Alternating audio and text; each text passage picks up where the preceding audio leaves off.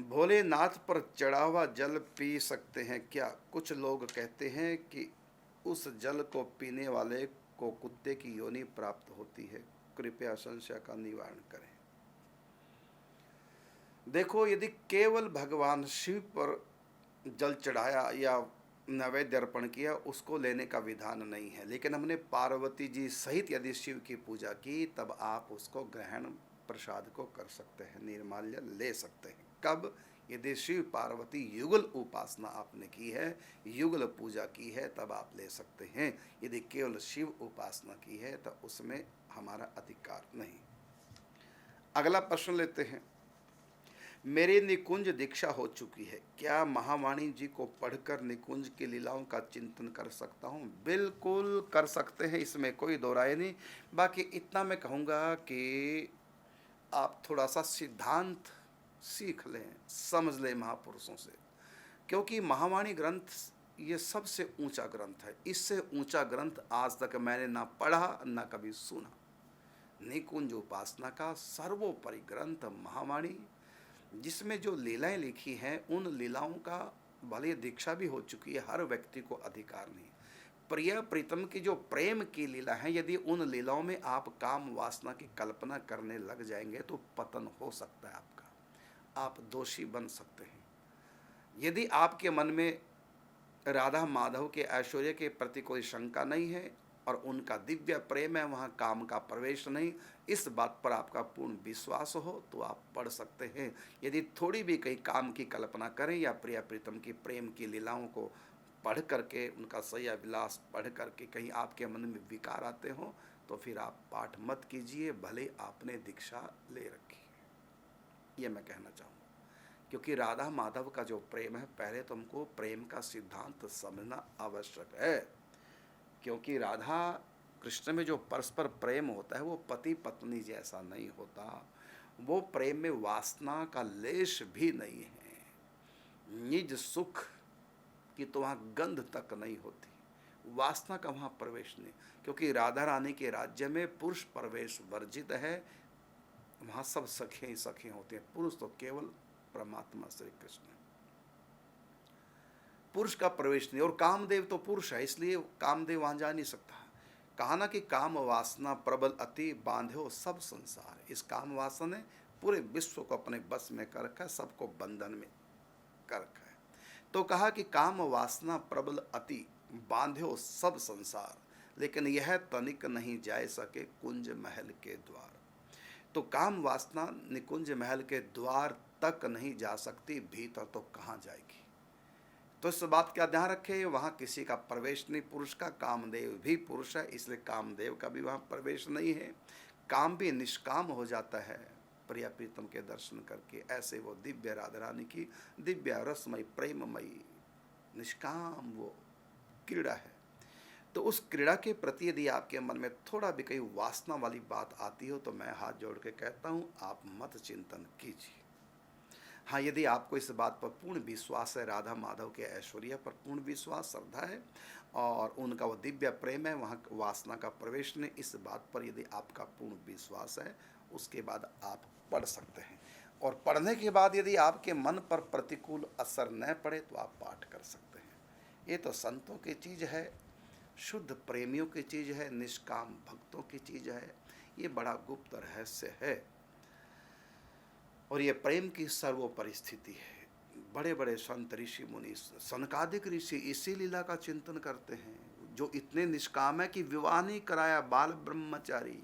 इसी प्रकार देव ऋषि नारद जी, यथा गोपी का नाम लिखने वाले देव ऋषि नारद जी, विवाह नहीं कराया क्योंकि निष्काम हो गए और मुग्धा आदि सखी के रूप में निकुंज में जाकर के प्रिया प्रीतम की रसमयी सेवा करते हैं। सनकादिक चारों ऋषि भी सखी भाव से हरणी, हारणी, हीणा, हरिता, ये चार रूप धारण करके सनक सनंदन सनातन और संत कुमार तब वो इस निकुंज लीला में प्रवेश करते हैं।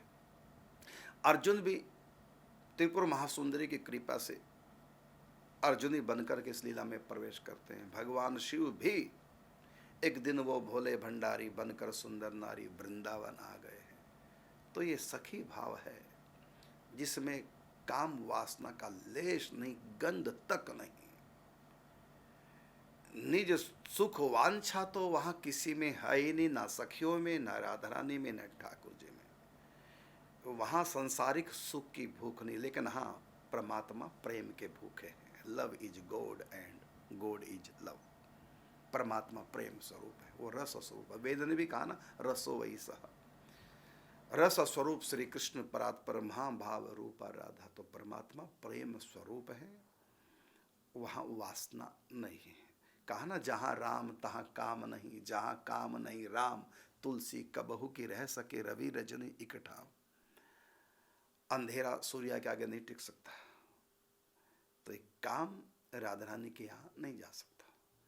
तो इसलिए आप महावाणी जी के अनुसार पाठ करें, और महावाणी जी का पाठ करें, चिंतन करें।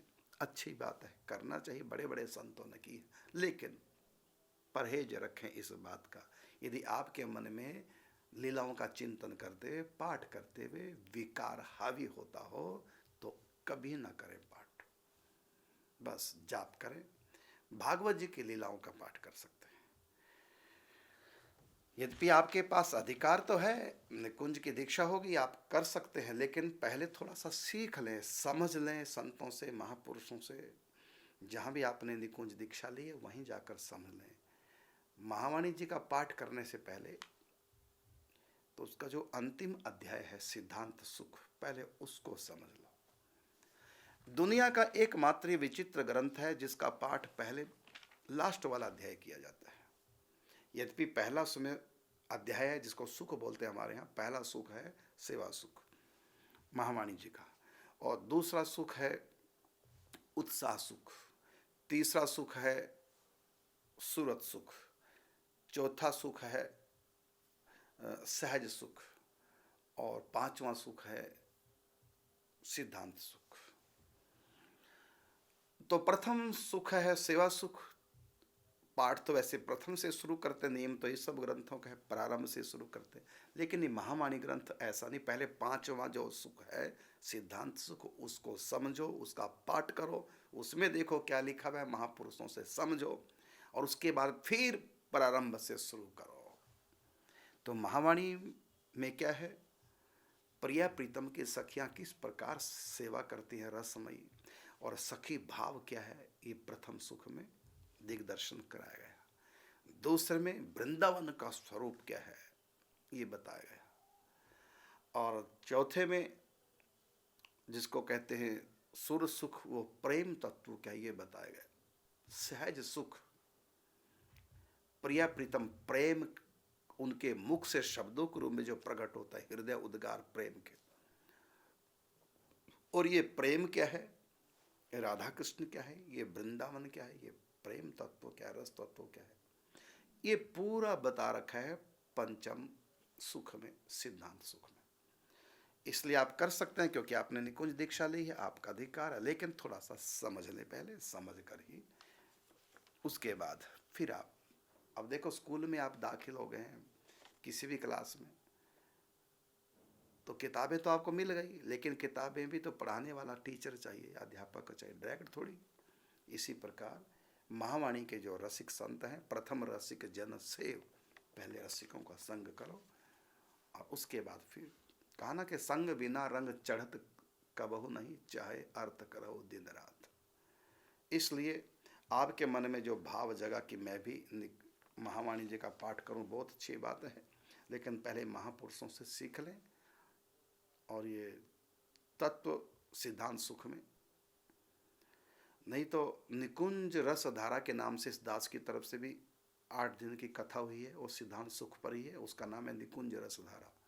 तो निकुंज रस धारा लिख करके साथ में इस दास का नाम लिख दो, करुणदास, बस। फिर सर्च करें, 8 दिन की कथा होगी, उसको आप सुनो, समझें, ये राधा कौन है, ये कृष्ण क्या है, ये प्रेम तत्व क्या है, ये वृंदावन क्या है, ये सखियाँ क्या है।